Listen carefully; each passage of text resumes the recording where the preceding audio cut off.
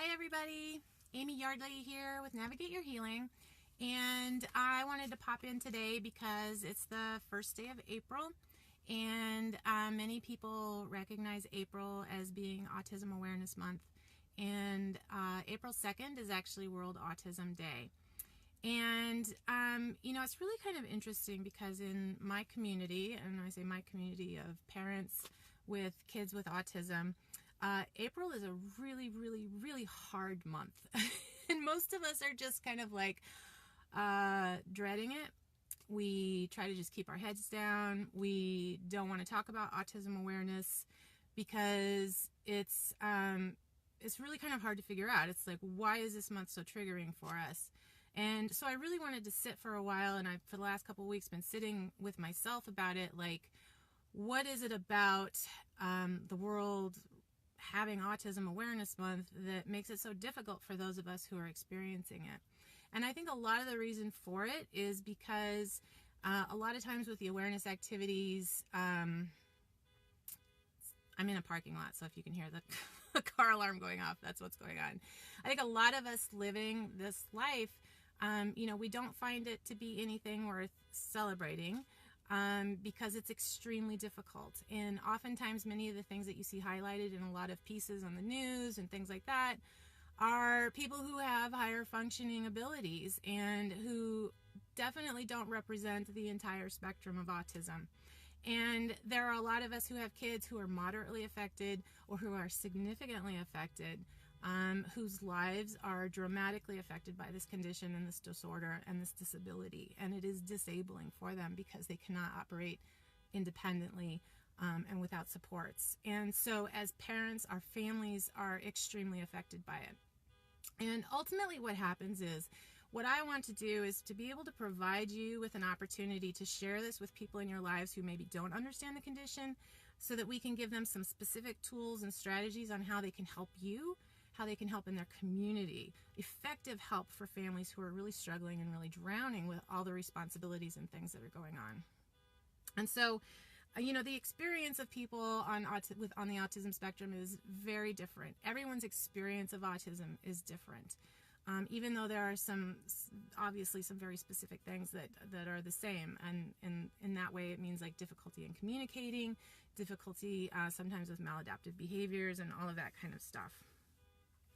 And you can't really possibly understand the unrelenting stress that happens in a family who's affected by autism. And so what happens, I think, too, with Autism Awareness Month and the World Autism Day is like, oh, the world's going to recognize my struggles for one day or 1 month out of the year. And it's like, whoop-de-fucking-do, right? Because it's like literally 24/7. It's like people being concerned about people in our country who are hungry. And so on Thanksgiving and or Christmas, they go and they help serve the poor a meal on those days. And it's like, you know what? There are 363 other days out of the year that families are struggling with trying to eat. And the same is true with autism. It's like there's every single day the stress is unrelenting. We feel like we're drowning in it, and we're actually living our lives completely and totally in a context of scarcity. We have a scarcity of resources. We have a scarcity of money. We have a scarcity of therapies and access to treatments. We have a scarcity of appropriate medical care. Our kids oftentimes have very complex medical issues. We have a scarcity of respite. We have a scarcity of sleep. We have a scarcity of ability to move about our community freely and feeling like we're welcomed. We have a scarcity of empathy. There's a scarcity of understanding, a scarcity of inclusion. And they're always living under this cloud of fear and worry. And so we live in a constant state of scarcity, and that scarcity equates to stress. And so caretakers are dealing with a 24-hour stress about and fear and worry and stress and fear and worry and stress and fear and worry. And it's not as though many of us, particularly when we have kids who are moderately or significantly affected, it's a never ending, because you can look at it and you go, you know what, my kid's not going to live independently. And so in addition to worrying about what's happening right now, I have to play the long game as well. It's like, what's going to happen in 10 years from now? What's going to happen 20 years from now? What's going to happen when I die? Who's going to take care of my kid? And so for us, Autism Awareness Day is kind of almost like a kick in the gut, because it's like, look, we're living it, we're dealing with it. I'm in complete scarcity mode, I am in stress mode, I'm in hypervigilance mode 24/7. And oh great, now you want to like celebrate what's going on. No, that's not how this works. What I want is I want people to understand how better to support my kid. What I want is I want people to better understand how to support you in your community. And we do that by giving people the entire story, the whole story. And so I've asked some of my friends to provide me with, what do you think other people don't know about your life, so that we can talk about it, and that I can provide them with a better understanding of what it's like to live with it, a better understanding of how they might be able to support you. And then also be able to provide for people who are just new to this, some skills and strategies and tips on how to help themselves. Because as caretakers, the last person on the list is always ourselves. But as you can tell, because we're the caretakers, we have to be here, and we're always going to have to be doing this. We should really be taking care of ourselves first, because that's ultimately how we're going to be here and living as long as possible and helping our kids. I think the other thing about Autism Awareness Month too is that it turns into this huge fundraising and marketing opportunity for organizations, and in particular organizations that like to promote the color blue, right? So it's like, oh, I've got my blue shirt on today. Well, that's great. What else did you do? So this is about, well, what else can you do? Because, you know, lighting up blue, putting blue light bulbs in your porch lights, wearing blue t-shirts, it really doesn't do anything for me, right? It doesn't help me. It doesn't help my kid, because I don't see that translated into action in other ways. So that's what I'm hoping to help you with this month, is to give you more specific ideas on how to have that translated to you. And I'm not saying don't donate to organizations, because there are some definite organizations out there that help families.